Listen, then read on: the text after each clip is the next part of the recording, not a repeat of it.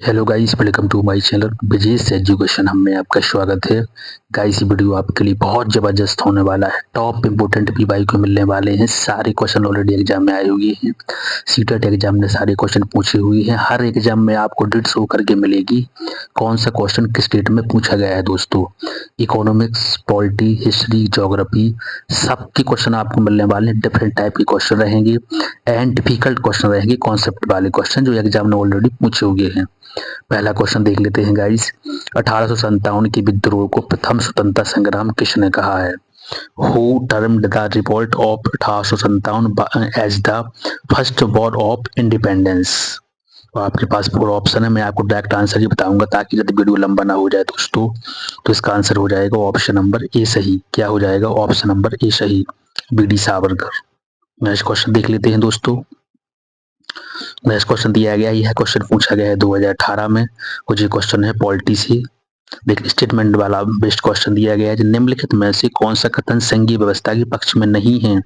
Who was the which of following is not a favour of federalism? Guys, बहुत important question है, difficult question है दोस्तों। इस type के क्वेश्चन में आप फंसने वाले हैं। यदि आपके कॉन्सेप्ट क्लियर नहीं है तो 100% फंसेंगे आप। यदि आपने बहुत सारी पीवाई को लगाए हुए, एमसीक्यू लगाए हुए, तो आप कहीं ना कहीं क्वेश्चन को सही करके ले जाएंगे दोस्तों। इसका आंसर क्या होगा आपके अकॉर्डिंग? बहुत इंपॉर्टेंट क्वेश्चन है गाइस। तो इसका आंसर हो जाएगा ऑप्शन नंबर सी सही। क्वेश्चन पूछा गया था कि संघीय व्यवस्था के पक्ष में कौन सा नहीं है? शक्तियों का विभाजन बिल्कुल है, स्वतंत्रता, स्वतंत्र न्यायालय भी है एंड दोहरी ना सरकार भी है, बट ये नहीं है एकल। तो इसका आंसर सी सही हो जाएगा। नेक्स्ट क्वेश्चन देख लेते हैं। यह क्वेश्चन थर्ड नंबर का ज्योग्राफी से है।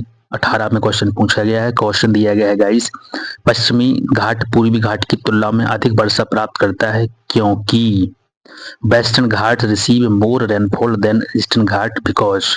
अब आपके पास फिर से ऑप्शन है। पहला ऑप्शन दिया गया अधिक ऊंचाई, बी दिया गया समुद्र के समांतर, सी दिया गया पवनाभिमुख ढाल एंड डी दिया गया गाइस चौड़ा विस्तार। तो इसका आंसर हो जाएगा ऑप्शन नंबर सी सही। जिस कैरेक्टर है इसका क्या? पवनाभिमुख ढाल की वजह से क्या होता है? पश्चिमी घाट पूर्वी घाट की तुलना में अधिक वर्षा प्राप्त करता है। ऑप्शन नंबर इसका सी सही हो जाएगा। नेक्स्ट क्वेश्चन देख लेते हैं। क्वेश्चन नंबर देखना अपन को फोर्थ नंबर का इकोनॉमिक्स से हो जाए कॉन्सेप्ट वाला क्वेश्चन। क्वेश्चन दिया गया एसडीआई में सुधार का सबसे प्रभावी उपाय क्या है? 19 में क्वेश्चन पूछा गया है जनवरी में। The most effective way to improve SDI. Four option guys पर से है। पहला दिया गया है आय बढ़ाना, बी दिया गया है उद्योगीकरण, सी दिया गया शिक्षा व स्वास्थ्य एंड डी दिया गया है गाइस जनसंख्या नियंत्रण। तो इसका आंसर क्या होगा गाइस आपके अकॉर्डिंग? क्वेश्चन दिया गया एसडीआई में सुधार का सबसे प्रभावी उपाय क्या हो सकता है इसमें आपके अकॉर्डिंग? तो इसका आंसर हो जाएगा ऑप्शन नंबर सी सही, शिक्षा एवं स्वास्थ्य, education and health. Next question देख लेते हैं। नेक्स्ट क्वेश्चन दिया है, जे क्वेश्चन है गाइस काले क्रम वाला क्वेश्चन। वो हिस्ट्री से है, क्रोनोलॉजी वाला, मतलब अपन बोल सकते हैं दूसरी भाषा में जी है। क्रोनोलॉजी वाला क्वेश्चन दिया गया 19 में पूछा गया है। क्वेश्चन हिस्ट्री से है। क्वेश्चन दिया गया आपको अरेंज करना है। अरेंज क्या करना है? पहला दिया गया स्वदेशी आंदोलन, बी दिया गया असहयोग आंदोलन, सी दिया गया खिलाफत आंदोलन, डी दिया गया इस भारत छोड़ो आंदोलन। तो आपको पता है स्वदेशी आंदोलन कब हुआ था? 1905। इसके बाद असहयोग हुआ था 20 में, और 20 के पहले हो गया था खिलाफत आंदोलन। ठीक है गाइस, 1920 में हुआ असहयोग आंदोलन, उसके पहले हो गया था खिलाफत आंदोलन। लास्ट का जो भारत छोड़ो आंदोलन वो 1942 में था, आप सबको पता ही होगा। तो पहला हो जाएगा, मतलब सबसे पहले पहला आएगा एंड इसके बाद आएगा जी वाला खिलाफत वाला, और इसके बाद आएगा कौन सा? असहयोग आंदोलन। तो इसका आंसर गाइस यही सही हो जाएगा 1/3 2/4। ऑप्शन नंबर इसका देखो एक ही से निकल के आ गया है 1/3, इसी आंसर को निकल के आ गया। किसी भी ऑप्शन में नहीं है तो आप एलिमिनेशन मेथड से भी आंसर सही निकाल सकते हैं दोस्तों। नेक्स्ट क्वेश्चन देख लेते हैं। क्वेश्चन सारे चैलेंजिंग वाले हैं। अब देखो यहाँ पर सीधा लिख दिया है कि आर्टिकल बेस्ड ट्रिकी वाला क्वेश्चन है जी। क्वेश्चन दिया गया है राष्ट्रपति शासन की अवधि कितनी हो सकती है? What was the maximum duration of the president rules?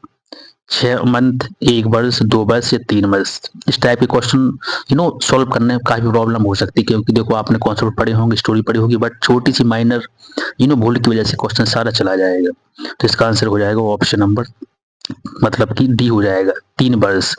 राष्ट्रपति शासन की अधिकतम अवधि कितनी हो सकती है? अधिकतम पूछ रहा है वो, तो 3 वर्ष होती है दोस्तों। नेक्स्ट क्वेश्चन देख लेते हैं। नेक्स्ट क्वेश्चन अपन को देखना है guys, just a minute. Bit.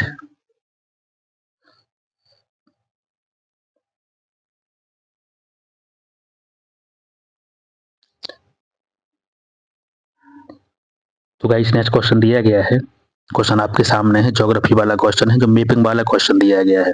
निम्न में से कौन सी नदी पूर्व की ओर नहीं बहती है? और जो क्वेश्चन पूछा गया है 21 में, क्वेश्चन दिया गया which of the following river does not flow eastward? पहला दिया है गोदावरी, बी दिया गया है कृष्णा, सी दिया गया है नर्मदा, डी दिया गया है कावेरी। तो आप सबको पता है कि नर्मदा एंड ताप्ती पश्चिम की ओर बहती है, यदि आपने थोड़ी बहुत भी रिवर्स के बारे में रीड किया हो, पढ़ा हो, तो इसका आंसर हो जाएगा सी सही। जो नर्मदा है वो पश्चिम की तरफ बहती है, जो तीनों दी गई ना, गोदावरी कृष्णा और कावेरी, ये बहती हैं पूर्व की ओर। नेक्स्ट क्वेश्चन देख लेते हैं। अब हम लोग को क्वेश्चन देखना है कौन सा, 8th नंबर का क्वेश्चन गाइस, इकोनॉमिक्स से क्वेश्चन दिया गया है जी।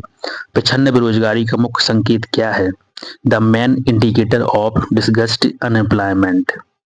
पहला ऑप्शन दिया गया है शून्य उत्पादक, बी दिया गया है अतिरिक्त श्रमिक, सी दिया गया है कम मजदूरी एंड डी दिया गया है गाइस मौसमी रोजगार। अब देखो, प्रछन्न बेरोजगारी आप सबको पता है कृषि से संबंधित है, लेकिन अब देखो चार ऑप्शन दिए गए कृषि से संबंधित, शून्य उत्पादन भी हो सकता है उसका, कम मजदूरी, अतिरिक्त मजदूरी और मौसमी रोजगार, बट सबसे इसका मुख्य संकेतक है वो है बी नंबर का, अतिरिक्त श्रमिक, एक्सेस लेबर।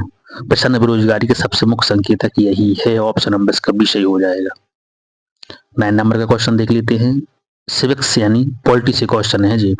न्यायिक पुनरावलोकन की अवधारणा भारत ने कहाँ से ली है?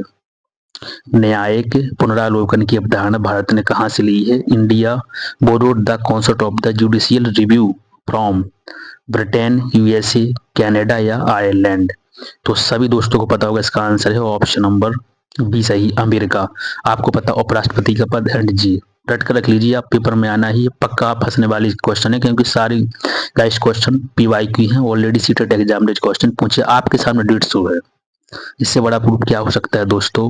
और आपके सारे क्वेश्चन यहाँ पूरे होने वाले हैं, बस चैनल के साथ बने रहिए आप कंटिन्यू। क्वेश्चन नंबर देख लेते हैं 10 नंबर का, जो हिस्ट्री से संबंधित है, कॉज इफेक्ट वाला क्वेश्चन है। बंगाल विभाजन का तत्कालीन परिणाम क्या था?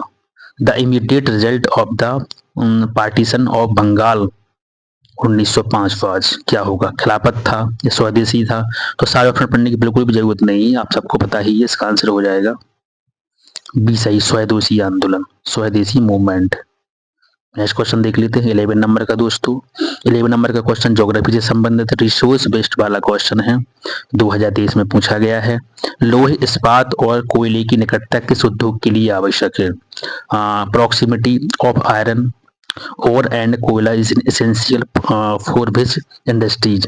तो सारे ऑप्शन पढ़ने की बिल्कुल भी जरूरत नहीं है गाइस, इसका आंसर हो जाएगा सी सही, लोह इस्पात यानी आयरन एंड स्टील।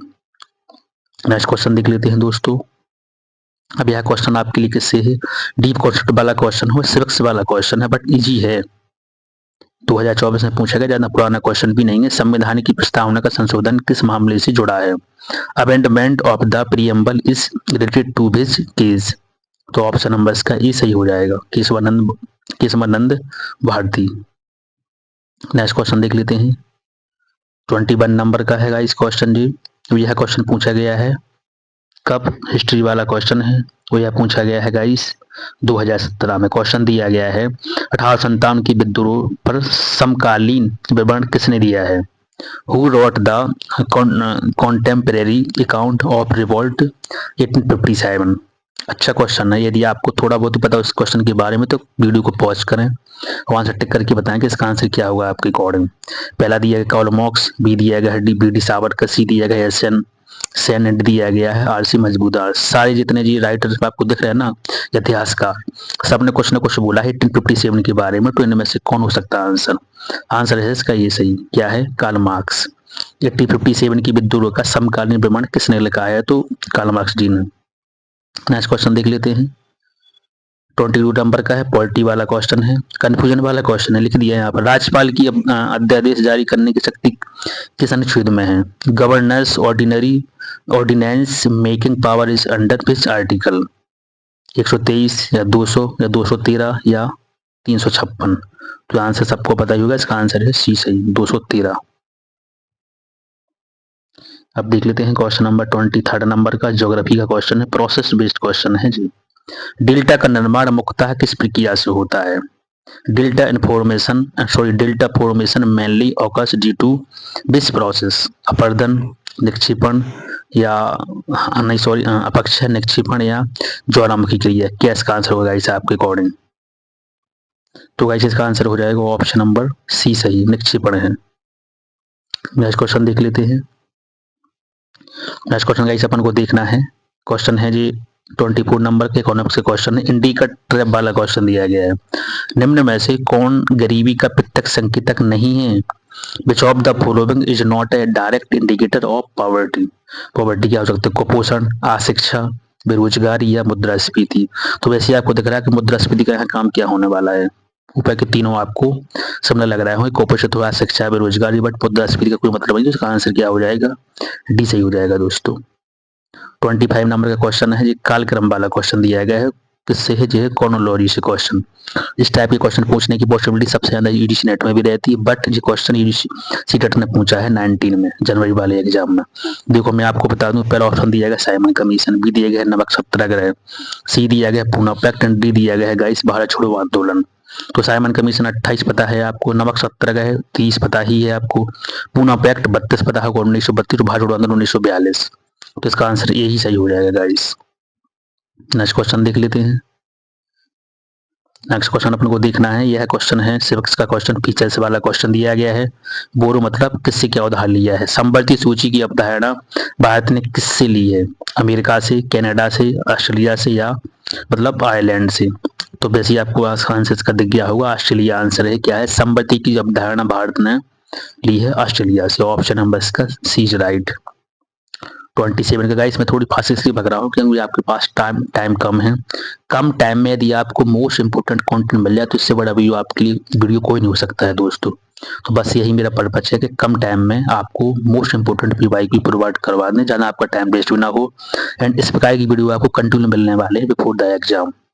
27 का क्वेश्चन देख लेते हैं, ज्योग्राफी वाला क्वेश्चन है, मैप लॉजिंग वाला है जी। मैप लॉजिक वाला क्वेश्चन है। क्वेश्चन दिया गया, निम्न में से कौन सी नदी अरब सागर में गिरती है? Which of the following rivers drain into the Arabian sea? Mahanadi, Godavari, Kaveri या ताप्ती। तो आपको पता है मैंने स्टार्ट में बताया था कि नर्मदा एंड ताप्ती जी कहाँ गिरती है? अरब सागर में गिरती है, मतलब पश्चिम की तरफ जाती है। इसके अलावा तीनों हैं जी कहाँ गिरती हैं? बंगाल की खाड़ी में। इसका आंसर डी सही हो जाएगा। नेक्स्ट क्वेश्चन देख लेते हैं गाइस, 28 नंबर का क्वेश्चन। यह क्वेश्चन है इकोनॉमिक्स वाला क्वेश्चन है, कॉन्सेप्ट डीप वाला क्वेश्चन है दोस्तों। क्वेश्चन क्या दिया गया है? देखो हर क्वेश्चन में आपको रीजन मिल रहा है कि किस टाइप का क्वेश्चन पूछा गया है, और ये सामने पूरे क्लियर कर दिया है। डेट क्या है, कौन से वजह से संबंध है, और किस टाइप का क्वेश्चन पूछा है सीटेट ने। तो गाइस इससे बेनिफिशियल वीडियो आपको बिल्कुल कहीं मिलने वाला नहीं है। मानव पूंजी निर्माण का दीर्घकालीन प्रभाव क्या है?